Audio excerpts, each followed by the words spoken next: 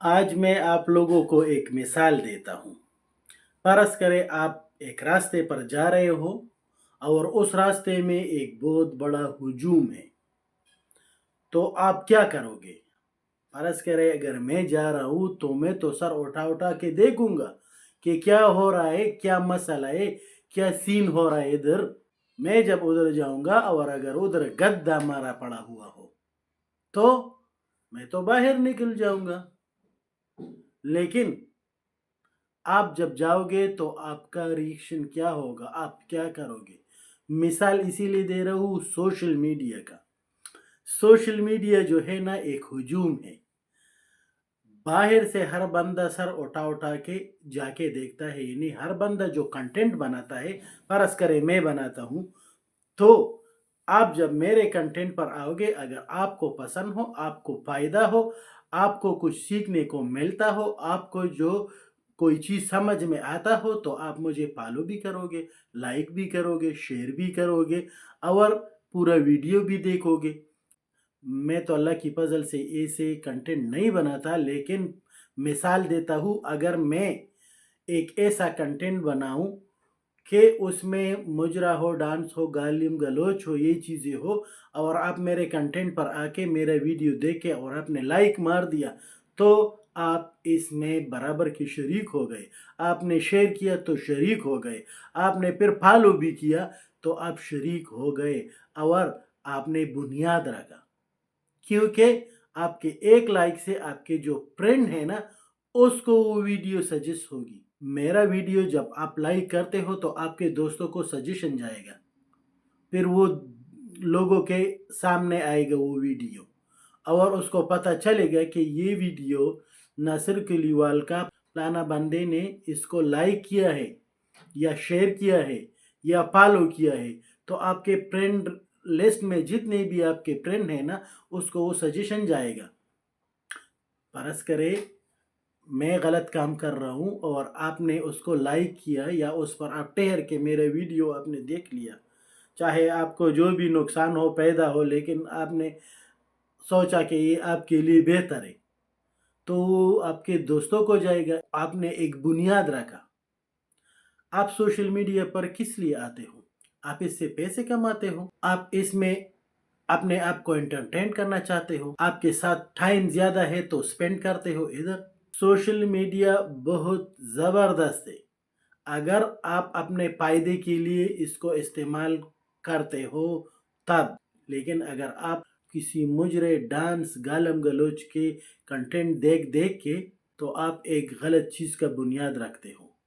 अगर हर बंदा ये सोच के कि कल मैं अल्लाह के पास जाऊँगा और मैं एक ऐसी चीज़ को प्रमोट कर रहा हूँ, गलत चीज़ को, तो फिर खबर में क्या जवाब होगा? दोज़ख में जाना होगा, सज़ा मिलेगा।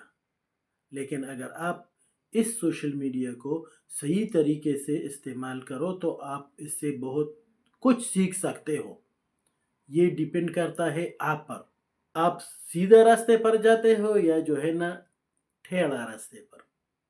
मतलब है यानी गलत रास्ते पर, यानी गलत कंटेंट, गालिम-गलौच वाला, फहाशी वाला, आप ऐसे लोगों के कंटेंट देखो ना कि आपको कुछ दीनी और दुनियावी दोनों फ़ायदा हो। एक फ़ायदा भी हो तो ठीक है। अगर दो दुनियावी लिहाज से आप किसी स्किल को उधर से सीखते हो, तो वो भी जो है ना मेहनत आप करोगे, हलाल कमाओगे, ये भी एक किस्म जो है ना अच्छा काम है। लेकिन अगर आप किसी मुजरे, डांस, गालम-गलौच, हाँ, इसके बजाय आप जो है ना, आप अच्छा कंटेंट बनाओ, अपलोड करो, फ़ेसबुक पर, टिकटॉक पर, यूट्यूब पर, इंस्टाग्राम पर, जिधर भी आप डालते हो। कोई स्किल आपके साथ है वो सिखाओ, जो काम अभी आप कर रहे हो उसको कैमरे पर लाओ, वीडियो बनाओ, कंटेंट बनाओ।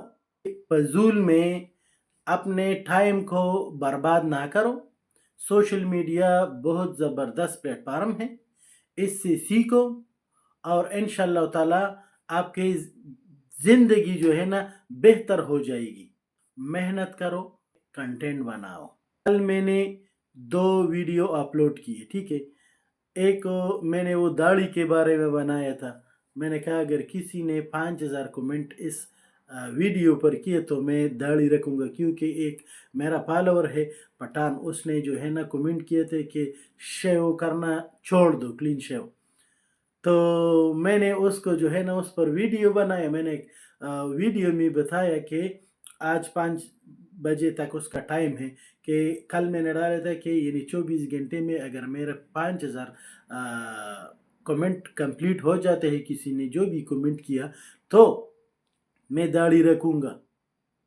वैसे मैंने सोचा कि चलो ट्राई मारते हैं, एक एक्सपेरिमेंट करते हैं। और दूसरा वीडियो मैंने एक लतीफ़ा एक लतीफ़ा बयान किया वीडियो में।